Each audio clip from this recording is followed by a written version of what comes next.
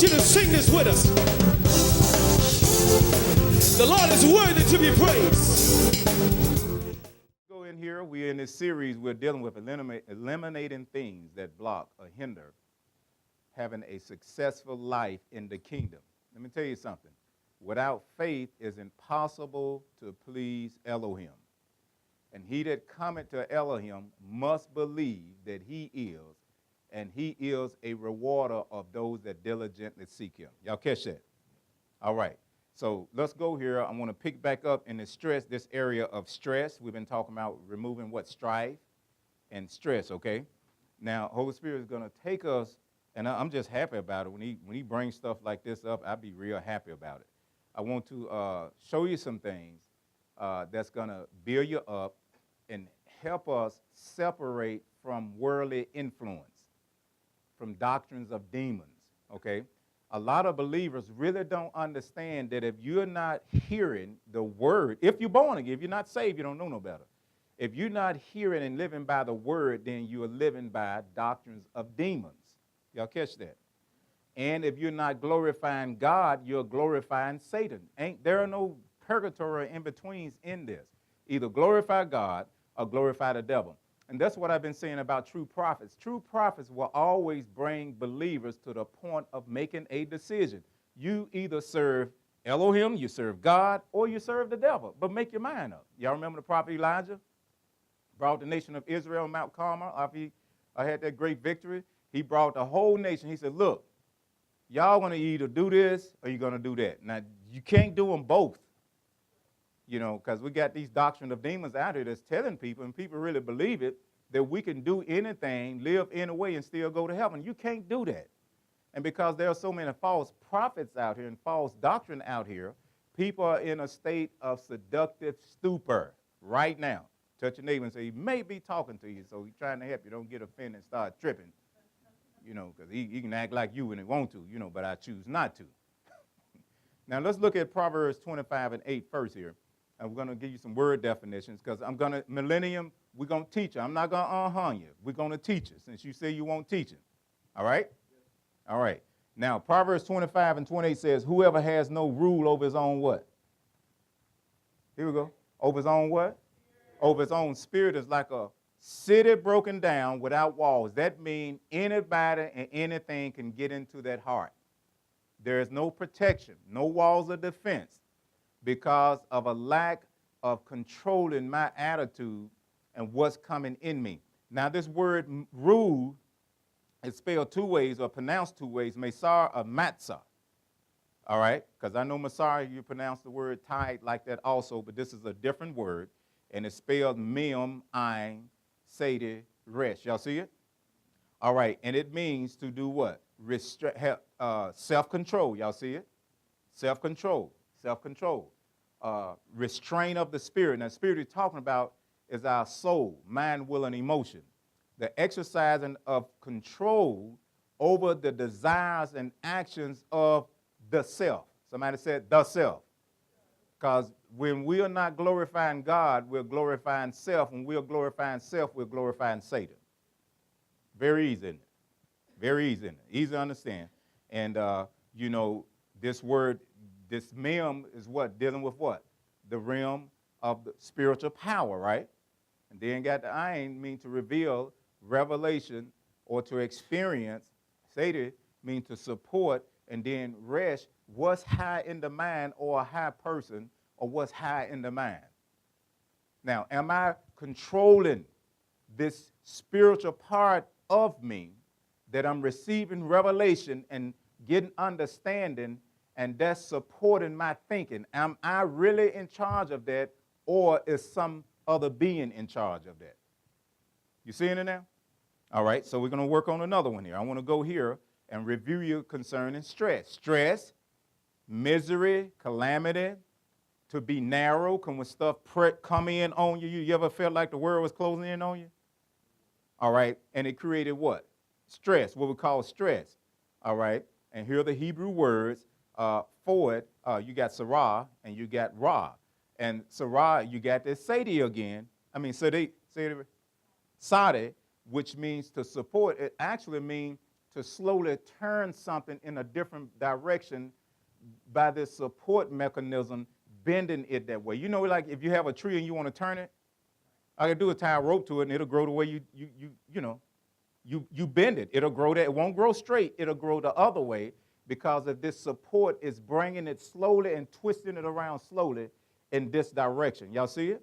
And then you got the rest, high personal, what's high in the mind, and then high, what comes from my mind and my thoughts being slowly turned. And if you got a grown tree, you're going to create stress on it. And because of the stress, the tree is going to turn. If you do it quick, it's going to snap it. But if you do it slow, it's going to slowly grow and turn in that direction. Y'all see this now? So the devil got enough sense to not come in and try to just snatch stuff around. Now, he is behind the scenes manipulating and slowly doing stuff. First, okay, we used to, Mom said, don't y'all watch that commercial, Cross Your Heart Bra? That lady showing her brassiere. Don't you watch that. But now you turn the TV on, they buck naked. And believers in the church go get buck naked, basically buck naked. And it's all right. That didn't just happen. Resistance occurred at the initial onset of it, but the enemy just kept pushing those images in the media. People they made TV cheaper. They went from the black and white to the color and made sure everybody could have a TV so the media could bend the minds of the people. The main purpose of TV is not for entertainment. It's to bend the minds of the people to the system that created it and served its purpose. If you got control of the airways and media, you got control of the minds of the people. Think to yourself, why do you act the way you act, do what you do, wear what you wear, say what you say? It's because of something you are beholding, some image that's coming into. Y'all catch this? And you need to look behind the scenes and see who owned the media, who owned the television stations, who is in control. You're going to find out that the gay community, the LGBT, ED, EFG, whatever it is, they are in control. Y'all catch me? Same way with the music industry. So that's why you got people who actually set up in church, hear the word of God, and still say, well, I think it's all right. Well, I think we should do this. It's because the media have solely twisted that thought pattern. Turn a whole generational mindset toward this direction to accept this doctrine through media. Basketball players would not be as popular as they are if you couldn't see them on TV. Because you know you ain't breaking off all that money going paying for them tickets. I mean, barely paying the rent note. Come on, talk to me now. I'm trying to get us to see something. This is bad for believers, because if believers are yet turned that way and you got born again and you're not turning back that way, we got some issues. We got some things we need to deal with. So now here's the English definition. What? A state of what? Mental or emotional what? Come on. A state of a mental or emotional what? And I've been talking about relationships, right? Right? All right. And relationships are the number one mind breakers.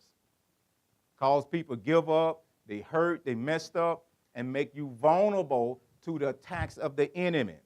Most people get off because at their lowest point, the enemy come in and support them. Well, I'm here to support you. I understand that this is your life. Live it the way you want to live it. I'm here to support you. He come in at your weakest point. And because they supported that person at their weakest point, the person was vulnerable, they was totally accessible, then they accept this as being their friend. Y'all catch this? You have to watch. When you weak and down, you need to watch who you open yourself up to. I had something just happen around my family. The whole family got played. Supporting a person in their lifestyle. But y'all say y'all saved, though. I'm going to deal with all that. I'm just being quiet right now. I'm going to talk to them about that, okay? And I'm seeing the devil, what he is doing, still tricking people, and people agreeing with stuff because that mind have been slowly twisted in the direction to glorify Satan. Now, I'll be a fool to do it, too. I'll just be a flat fool. Now, can the blind lead the blind? What happened to them? They both fall. Ain't giving no ditch. No, thank you. All right, a state of mental or emotional strain or what? Tension resulting from what? Adverse. Somebody say adverse. Or very what? Demanding circumstances. This is why it's not good for young people to date too early. You can't handle it emotionally. And then you got young girls. I work with 10 Point Coalition. I went into the school, found out what was happening, got the real deal from the horse's mouth. At that time, I guess it's still happening. Young girl, they start dating too early, and he's just jumping around everywhere. He just got his pants down. He's just trying to jump everywhere he can jump. He don't care nothing about you. And you go date him, and then you go compromise and give up your virginity for him because you love him, and he love you. And he just told Sally, Denise, Shanika, Abba, and Tusa that he loved them too. And then you find out about it. Now you're all messed up, and then here come Mr. Sally and Miss Annie, and they're going to support you and be your friend, and they turn young ladies over to lesbianism. This is happening. I've been to schools, they told me the stories. I know what's happening. You catching? When my daughter played basketball, I didn't know it was that bad. I said, I don't know. I don't think she need to keep doing this. It's just too much. Look, at least don't let nobody slap you. Joker touch you, slapping you on your butt, going out in the court, turn around and knock them out. Didn't I tell you that? And they didn't slap, because at least, you better not touch me. Because they was after changing and y'all catch what I'm saying to you now. Because a person at a low, vulnerable point, they're hurting now because this little boy lied to him. Now Mr. Sally going to tell him the truth and tell him, see, they ain't no good. You ought to come with me. I love you like you're supposed to be loved. It's the devil. Touch your neighbor, say it's the devil. If you a believer. Now, if you're not saved, you go right ahead. All right, now, because I have to say this, because sinners come to church too, all right? All right, resulting from adverse or demanding circumstance. Now, we got some scriptures here for your reference so you can go look at it, but I want to give you this word because we're getting ready to go in here, all right? So stress, if you move it to, my son, an engineer, he know about concrete. So, Joseph, if I take 2,500, the 25, we call it 2,500, 3,000, 3,500, 4,000, 5,000 concrete. I'm giving you different type of concrete you can get. So if I take a 2,500 concrete mix, go pour it on the expressway and have 80-ton trucks running over, how long the highway going to last? It'll last a weekend. It'll be tore up. Why? It wasn't designed, the stress factors cannot handle that load. Y'all catch that? You seeing it now? You get 5,000, something like that, and that's what he does. He go out there and check it, make sure they're pouring the right stuff. Then it's there for a while because it can handle the stress. Y'all catching it? All right. Depending on the state of maturity in the mind, different levels of maturity can't handle certain stress levels. Y'all catching it? Because it's too demanding and it'll cause a breakage to take place. That's where you got emotional injuries, emotional damage. I mean, you got hurt when you was 15 because you found out your little girlfriend liked another girl too, you know. And then it just messed it up because you was doing something too early and the parents telling you don't do it. You need to wait, you need to settle down, but, you know, just going to go ahead and do it anyway. And now here you are 25 married to somebody and y'all have catching hell. I mean, the man can't satisfy you, period, because the emotional state of that person has been broken and it couldn't handle that and it can't handle this. Y'all catching? All right, if you don't catch it, you'll catch it in a minute. I'm going to throw a straight fastball straight to you. All right, so a state of mental or emotional strain or tension. That's what I want you to keep in your mind, okay? Now, let's go here. I want to look at this word right here, okay? Because what the enemy does, he will seduce to control. Y'all catch this? He will seduce. After the believers, he got the sinners. I mean, he got them. Why you work on something, you already got it. That's what a player, oh, I got her, man. I got them. I'm trying to get this girl that's trying to be hard. Ain't that what the players still doing? Oh, y'all don't, silence in the church. That what the players still doing? You got these, you ain't thinking about them, man. They lick my toe, clip my fingernails, cook my food, do anything I tell them to. I ain't got to deal with that. Man, I'm after a church girl over there. That's who I'm after. And he watching you.